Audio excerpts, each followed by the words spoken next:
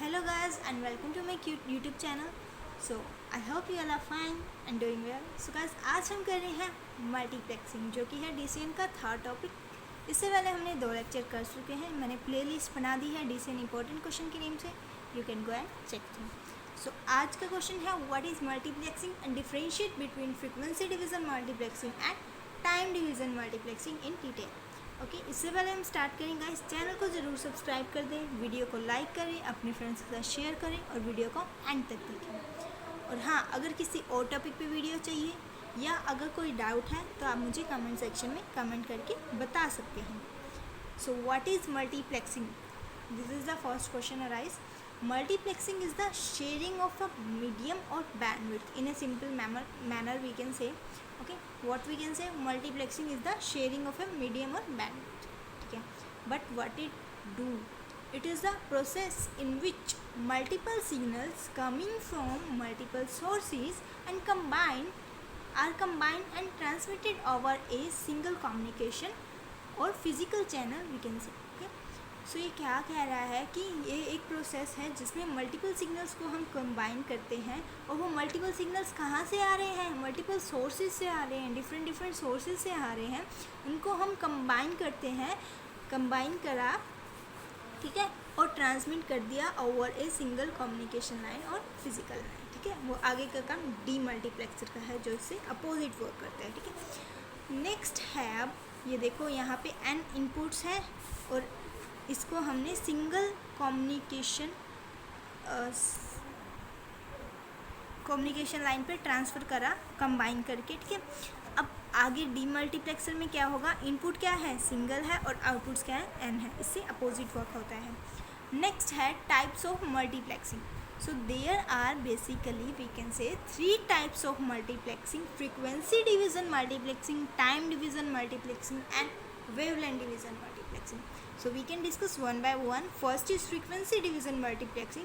So what is frequency division multiplexing? Frequency division multiplexing is a networking technique in which multiple data signals are combined.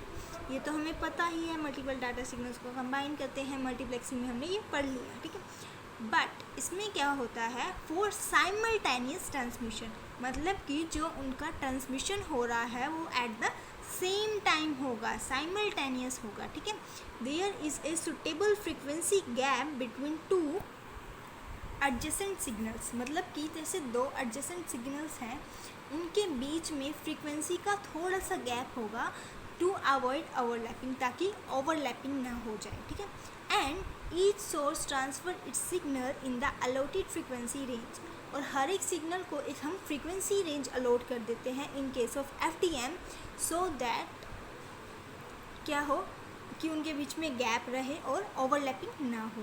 ठीक है, so this decreases the probability of collision और we can say overlapping. Next is it is analogue technique. ये क्या है? FDM क्या है? Analogue technique है. In FDM the bandwidth of a single physical medium is divided into number of smaller independent frequency channels. ठीक है, अब हम क्या कह रहे हैं कि बैंडविड्थ जो है सिंगल फिजिकल मीडियम की डिवाइड कर देते हैं into number of smaller independent frequency channels में. ठीक है, मतलब उसको डिवाइड कर देते हैं और जो अलग अलग फ्रीक्वेंसी चैनल हैं उनमें डिस्ट्रीब्यूट कर देते हैं एक रेंज के according. In FDM we observe a lot of inter-channel crosstalk. ठीक है, because bandwidth is divided into frequency channels. ठीक है, अब bandwidth को हमने frequency channels में डिवाइड करा था तो हम उसकी वजह से चैनल का इंटर चैनल क्रॉसटॉक होता है. इंटर चैनल क्रॉसटॉक का मतलब क्या है? नीचे डायग्राम में मैं आपको एक्सप्लेन करती हूँ. Because of this crosstalk because of this bandwidth is divided into frequency channels, crosstalk occurs. So in order to prevent this crosstalk, unused strip of bandwidth must be placed between each channel. ठीक है, unused strips होती हैं जो कि हर एक channel के बीच में place की जाती हैं ताकि क्रॉसटॉक ना हो सके, और इन स्ट्रिप्स को हमने क्या नाम दिया है? गार्ड बैंड्स के नाम से वो जानते हैं हम. ठीक है, गार्ड बैंड्स. अब हम देखते हैं कि क्या होता है, क्रॉसटॉक क्या है.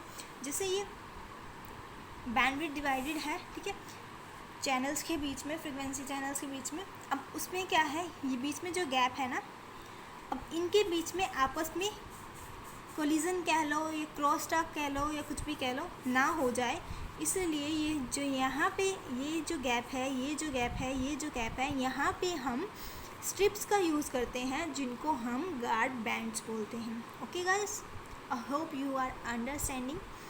So this is all about the frequency division multiplexing.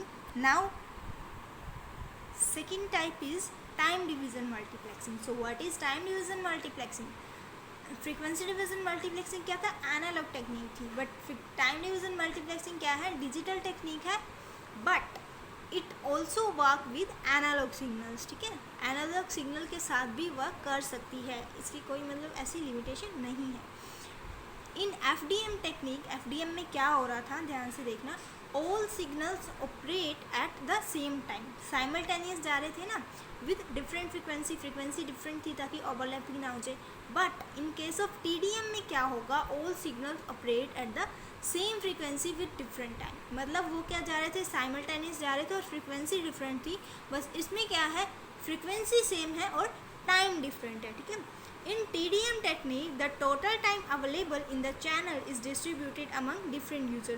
इसमें क्या करते हैं, टोटल टाइम जो है उसको हम डिफरेंट चैनल्स में या डिफरेंट यूज़र को डिस्ट्रीब्यूट कर देते हैं। therefore each user is allocated with different time interval known as time slot। ठीक है, और हर एक यूज़र के पास डिफरेंट टाइम हो जाता है, टाइम इंटरवल हो जाता है, जिसको हम टाइम स्लॉट बोलते हैं। ठीक है, जिस पे वो डाटा को ट्रांसमिट करेंगे। ठीक है, अब ध्यान से देखो एक बार फिर से, इन TDM technique the total time is available in the channel is distributed among different user. Total time को डिस्ट्रीब्यूट कर दिया जाता है यूज़र्स के बीच में। Therefore each user is allocated with different time, ताकि हर एक यूज़र को डिफरेंट टाइम्स के साथ एलोकेट करा जाए, और जिसको हम क्या बोलते हैं, टाइम स्लॉट बोलते हैं।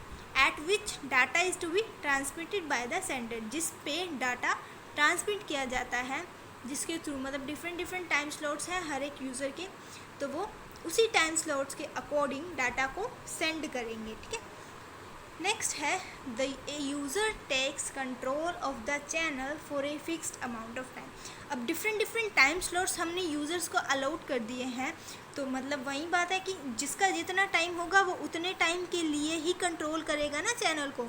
तो ये क्या कह रहा है, user takes control of the channel for a fixed amount of time. ठीक है, in TDM technique data is not transmitted simultaneously rather than data is transmitted one by one। ठीक है, ये मैंने आपको पहले ही बता दिया। अब क्या है, इन TDM the signal is transmitted in the form of frames.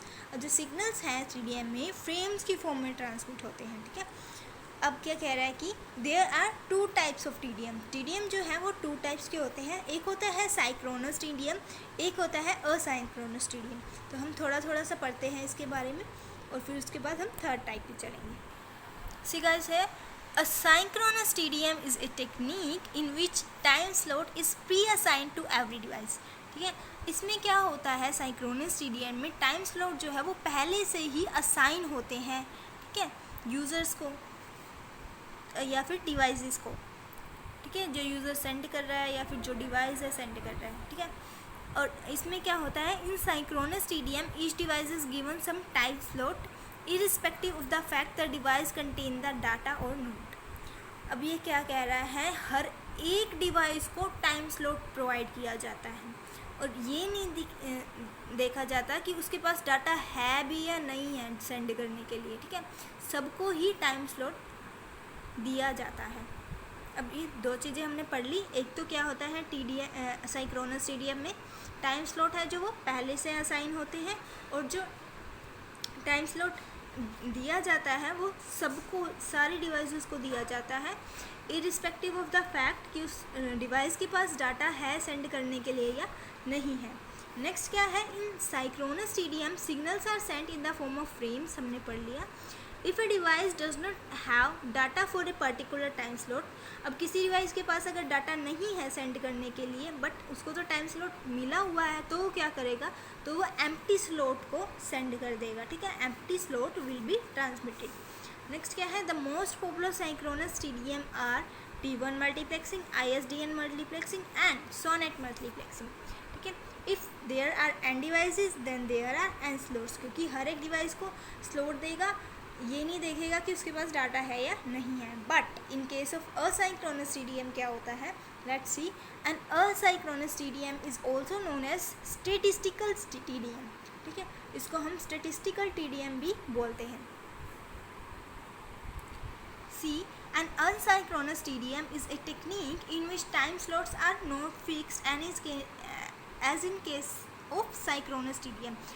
synchronous TDM के केस में क्या हो रहा था कि टाइम स्लॉट थे जो वो पहले से प्री असाइन थे, but in case of asynchronous TDM time slot fix नहीं है। ठीक है, time slots are allocated to only those devices which have data to send, और टाइम स्लॉट उन्हीं डिवाइस को अलोकेट किए जाएंगे जिसके पास सेंड करने के लिए डाटा है।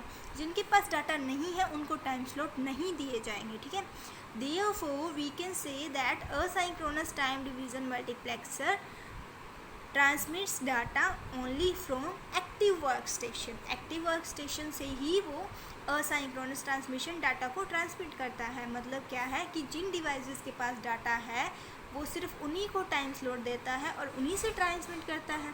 तो जिनके पास डाटा है हम उनको क्या बोलेंगे, डिवाइसेस को एक्टिव वर्कस्टेशन, जहाँ से असाइक्रोनस TDM जो है डाटा को ट्रांसमिट करता है।